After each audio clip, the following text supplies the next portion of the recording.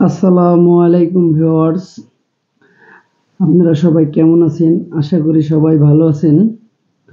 তারপরে আপনাদের জন্য আরেকটা নতুন ভিডিও নিয়ে চলে এসেছি। প্রথমেই বলে থাকি যে এর আগের ভিডিওতে বলেছিলাম যে হাং বাইকে সাইলেন্সার পাইপ দিয়ে সাদা ধোঁয়া বের হলে কি নষ্ট হতে পারে। তো এই ভিডিওতে থাকবে যে আমরা কি লাগালাম কিংবা কি চেঞ্জ করলে ঠিক হয়ে যাবে। তো প্রথমে আমরা রিং পিস্টন একটি সেট কিনে নেব। অনেকে সিলিন্ডার সেটও কিনতে পারে। তো আমরা অল্প খরচের মধ্যে একটা পিস্টন কিনে নিয়েছি। তো বলে থাকি যে পিস্টনটি লেদে বোরিং করেছি, 50 সাইজ করলাম, এর আগে ছিল 0 সাইজ। তো এই যে দেখতে পাচ্ছেন যে আমরা কানেক্টিং রডের সাথে পিস্টনটিকে লাগানোর জন্য ব্যবস্থা করছি। যে লাগানো হয়ে গেছে, এবার আমরা সিলিন্ডারটি বসিয়ে দিলাম। তো আমরা পিস্টনটি টপে তোলার চেষ্টা করছি। টপে তোলার পরে এবার আমরা টাইমিং গার্ডারটি লাগিয়ে নিলাম। কেউ টাইমিং ফাতা বলে, কেউ গার্ডার বলে, কেউ টেনশন রাবার বলে। তো যে যেটাই বলুক, এটা সবাই হয়তো অনেকেই অনেক নামে চিনে। তো এই যে দেখতে পাচ্ছেন যে আমাদের এবার হেডের গ্যাসকিটটি লাগাচ্ছি। পিস্টন যেহেতু লাগানো কমপ্লিট, এবার আমরা হেডের গ্যাসকিটটি লাগানোর পরে হেডটি লাগাবো। যেহেতু দুইটা নতুন ভাল্ব দিলাম, দিয়ে এবার সেট করছি। অবশ্যই ভাল্বের টুপি দুটাও দিবেন নতুন। অনেক সময় ভাল্বের টুপি যদি নষ্ট হয়ে থাকে, যেটাকে ভাল্ব সিল বলে, আবার টুপি নামে পরিচিত, তো ভাল্ব সিলগুলো চেঞ্জ করে দিবেন। তাহলে আশা করি যে এই প্রবলেমগুলো আর থাকবে না। আর এই যে ক্যামগুলো লাগানোর আগে যেহেতু বাইকটা ওয়াশ করার পরে তখন সুন্দর করে পরিষ্কার মোবিল দিয়ে দিবেন। ফার্স্ট টাইম দিয়ে লাগিয়ে দিবেন, ঠিক হয়ে যাবে আশা করি। আর ওটা সিজ করার চান্স থাকবে না। তো আমাদের এই যে ক্যামের নাটগুলো আমরা সুন্দর করে অ্যাডজাস্ট করার চেষ্টা করছি। আর নাটগুলো সমান মাপে টাইট করবেন। হয়তো 19-20 টাইট করলে হেডের স্টিকের নাট কেটে যাওয়ার সম্ভাবনা থাকে। এই যে আমাদের নাটগুলো এবার আমরা চেক করে দিছি সমান করে। প্রত্যেকটা নাট সমান মাপে টাইট করবেন। তো আমাদের দেখা যাচ্ছে যে হেডটি লাগানো মোটামুটি নাটগুলো চেক করা শেষের পথে।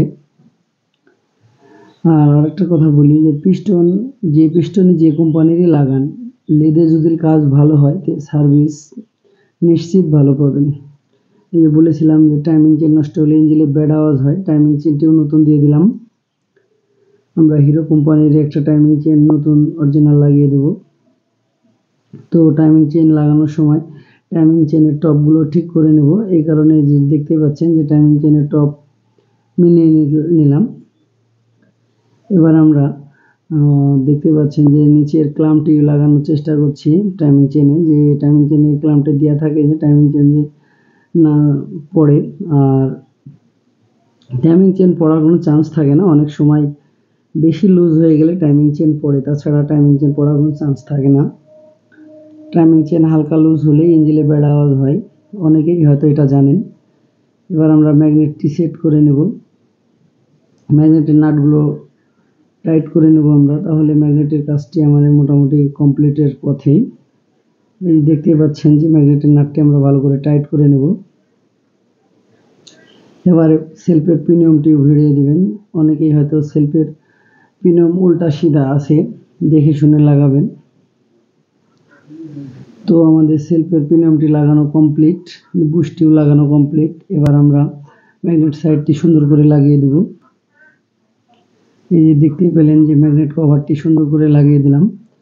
এবার স্ক্রুগুলো লাগিয়ে এবার টাইট করে দেবো এটা। এই যে দেখতে পাচ্ছেন যে স্ক্রুগুলো আমরা টাইট করে দিচ্ছি। স্ক্রু ছোট বড় থাকে, অবশ্যই মিলিয়ে লাগাই নেবেন, তাহলে বডির প্যাচ কাটার চান্স থাকবে না। তো এই যে আমাদের মোটামুটি লাগানো কমপ্লিট। স্ক্রুগুলো মোটামুটি সব সমান করে টাইট করলেই হয়ে যাবে। তো আরেকটা কথা বলে থাকি যে গ্যাসকিট দুর্বল হলে ইঞ্জিনের মোবিল বের হওয়ার চান্স থাকে। আর এই যে কয়েলের কানেকশনগুলো লাগিয়ে দিলাম আবারও। যদি গ্যাসকেট যদি দুর্বল হয়ে থাকে তাহলে ইঞ্জিনের মোবিল পড়বে, আর গ্যাসকেটগুলো যদি ভালো থাকে তাহলে ইঞ্জিনে কোনো মোবিল পড়ার চান্স থাকবে না, আর মোবিল পড়লে দেখতে খুব খারাপ লাগে। এই যে আবারও আপনাদেরকে দেখাবো যে ম্যাগনেটটি টপে তোলার পরে আমরা নাটটি ভালো করে সুন্দর করে টাইট করে নেব। অবশ্যই এইসব নাটগুলো গুরুত্বপূর্ণ, অবশ্যই দেখে শুনে টাইট করবেন, ভেঙে গেলে অনেক কষ্টের কাম। তো এই যে আমরা ট্যাফিটগুলো এবার চেক করে নেব। তো আশা করছি যে ট্যাফিট ঠিক আছে। তো আমরা এবার হলো টাইমিং অ্যাডজাস্টারটি লাগিয়ে নেব। টাইমিং অ্যাডজাস্টারটা লাগিয়ে নিলে আমাদের মোটামুটি কাজ শেষের পথে। ট্যাফিটগুলো একটু চেক করে নেব, তাহলে বাইকটি স্টার্ট হবে। তো এই যে আমাদের অ্যাডজাস্টারের নাটগুলো টাইট করা শেষের পথেই। তো এই যে দেখতে পাচ্ছেন ট্যাফিটগুলো এবার আমরা একটু মিলিয়ে দেবো। অবশ্যই অনেকেই গেজ দিয়ে মেলায়, কেউ হাতের মাপে মেলায়। তো দেখতেই পাচ্ছেন যে আমরা হাতের মাপে মেলাই, গেজ নাই তাই।